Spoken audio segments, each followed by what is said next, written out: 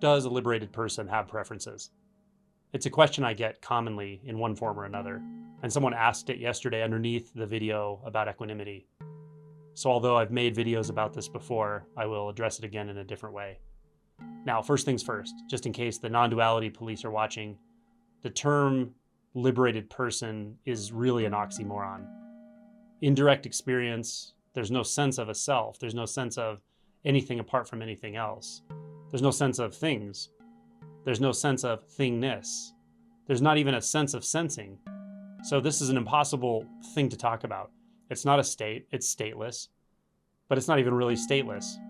It's neither a state nor is it stateless.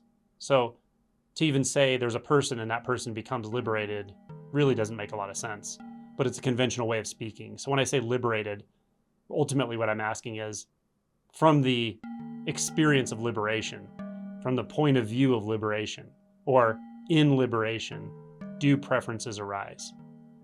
And as I said, I've answered this question in different ways before, but it comes up a lot. So I'll try to answer it in a different way today. So the first thing I'll say about it is, if you're curious about this, if you're asking yourself, well, when I'm quote unquote liberated, when I'm enlightened, right? Because you don't actually care about anyone else, you care about yourself. That's how the thought system works. The thought system is completely self-absorbed. Everyone's is. So there's nothing personal, it's just how it is, right? So when you're actually wondering about other people, you're wondering about yourself. You're wondering, what will I be like when I'm liberated? What will I be like when I'm enlightened? Well, the first and most obvious thing I have to say about this is the experience of being someone who's trying to figure out how they are, how they will be, how they were. That's what actually goes away. So the question and answer completely dissolve right there. That's the truth of it. The truth of it is the place that question even comes from will be completely dissolved. You won't care. There won't be anyone left to care. Preferences are just preferences, but where that question actually comes from, what it points back to, the experience of the one that wants to know how the world is, how it's going to be, how the world is for it. It's trying to take a position. It's trying to find a place to rest. It's trying to know. It's trying to understand. It's trying to control, ultimately. It wants to decide if, do I really want to wake up? Because if I really wake up, will I get what I want? Yeah? Now, as simple as that sounds, that's a lot of the processing of the ego. That's how it sees reality. That's how it sees the world. But it doesn't actually see the world. It only sees itself. It's just how the thought structures feel, and it's reflective in nature. And the sense of identity has arisen around this thought process. So it's going to interpret everything through the lens of I, or me, or what I think I want or need, or how I think I need to understand the world. So really, from the standpoint of liberation, the answer to the question is kind of like, don't worry, it'll go away. Your concern about that will just drop out. What you really want is you want to not worry about knowing that. What you really want is to not want anything. You want to be free of the fear of not knowing how the future is going to be. You want to be free of the fear of not understanding. Nearly all of the activity of the mind is fear-based, of thoughts. And that can be a hard pill to swallow, but at some point it just becomes obvious. And of course the mind is fearful. It perceives itself as separate. It perceives itself as this little tiny slice of reality that's somehow trying to make its way through this massive infinite world of other beings and objects and dangerous situations. Of course it feels uncomfortable. Of course it feels fearful. But there's nothing in it. There's no one in that. It's just a strange occurrence in the reflective mind where two mirrors of thought somehow got positioned to reflect one another in a way that feels like a self. It feels like a me. It feels like somebody moving through reality, experiencing this and experiencing that. But it also feels inherently uncomfortable, and that's why we're here. That's what we talk about here. That's suffering. So just understand that when it comes to liberation, these kinds of questions just don't concern you. There's no concern at all with figuring out what I like, what I don't like, what's important, what's not important, what's real, what's not real. Those are thoughts. Reality is so compelling, and it's indeterminate. It's not like anything. It's not like this, and it's not like that. There's no paradigm that can come close. There's no doctrine that can come close to this. It's so enjoyable. Why would you dirty it up with trying to figure out how it is through thought? And even then, you can't. You know it doesn't really apply. So thoughts about what's true about me, what I like, what I don't like, what's important, what's not important. They just aren't compelling, so the mind quiets down. It's so much more enjoyable to just know this full paradoxical immersion into something that is not a substance, to a reality that you can't define, to endless paradox, to something hitting the reset button of reality itself every second, again and again and again. So to the mind, this is not where it wants to go. It can't want to go here because it's rendered completely inert, useless, the thinking mind. And it's so afraid of this, it tries to endlessly make up ideas about how it will be when it experiences liberation. So do you see the dilemma here? Because I'm always pointing to liberation, I just don't want to give the mind candy. I can say it's like this, and I can say it's like that. I can say there are preferences, I can say there are no preferences. But it all amounts to a bunch of blah, blah, blah. It doesn't matter. What matters is your experience, finding your own way past your own perceptual filters that feel like me, apart from that. Finding your way through the tendency to try to use understanding, knowledge, paradigms, views to make yourself more comfortable. Sometimes that does make you more comfortable in the immediate, but it reinforces the underlying suffering body, the pain body, the sense of being separate, the sense of having to be in control to avoid the fear of being out of control. So what I'm doing in these videos, no matter what it sounds like I'm doing, what it feels like I'm doing, is pulling the rug out from underneath that apparatus again and again and again and again and again. So what is it like from the standpoint of liberation? Well, it's not like anything specific.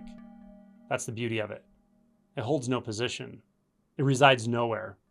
But that doesn't mean that it inhabits a place called nowhere. If there's an idea about nowhere, that's not what we're talking about here. If there's an idea about solidity, that's not what we're talking about here. If there's an idea about non-solidity, that's not what we're talking about here. If there's an idea about predictability, that's not what we're talking about. If there's an idea about non-predictability, that's not what we're talking about either. So you see how slippery this is for the mind, and yet it's the most obvious thing in the universe. The clarity is unending. The obviousness of indeterminacy, non-position, superposition is exquisite. It's beautiful. What do I care about preferences? Where would I even look to find a reference point to decide whether or not a memory about a preference relates to that? There are no reference points. There can be memories, but they relate to nothing. Or at least whatever they seem to relate to can't be found at all. So my aim in this video is to turn it back around on you and ask yourself about preferences. Right now, imagine, do you prefer sushi over a lump of cold poison? And when your thoughts say, well, that's a stupid question, of course I prefer sushi. Unless you hate sushi, maybe you would actually rather eat poison.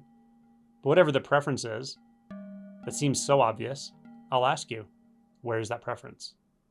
What did you reference? And you have 6 choices.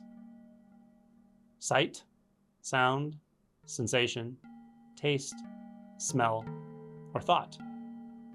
And if you're paying attention, that's a thought that says, oh, well, of course I prefer blah, blah, blah, blah, blah, right? And then another thought will say, well, but I probably actually do prefer it. If I was eating it right now, I may have a preference, et cetera, et cetera. And then I would point out again, you're referencing another thought. You're imagining something. Now, if you were to actually go to the refrigerator and bring some sushi out and sit here watching me and put a taste of it in your mouth, would you find a preference there? You might say, well, I prefer this to a lump of cold poison. And I'd say, well, what are you referencing to even know that?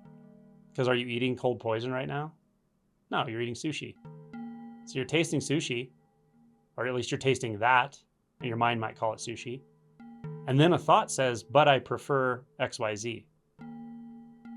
But what are you actually referencing to know about preference? A thought. Put your attention fully into the taste of the sushi. Where's the preference? There's only that. There's only that that's happening. that vivid experience of taste. It's not happening somewhere. It's not happening nowhere. It's not happening to someone. It doesn't have a label. It doesn't have any specific characteristics until a thought arises or until attention moves into thought. Salty, smooth, sweet, the label sushi, the type of sushi you're eating, whatever. Thoughts, thoughts, thoughts, thoughts, thoughts. So in the vivid experience of the taste sensation, do you find a preference?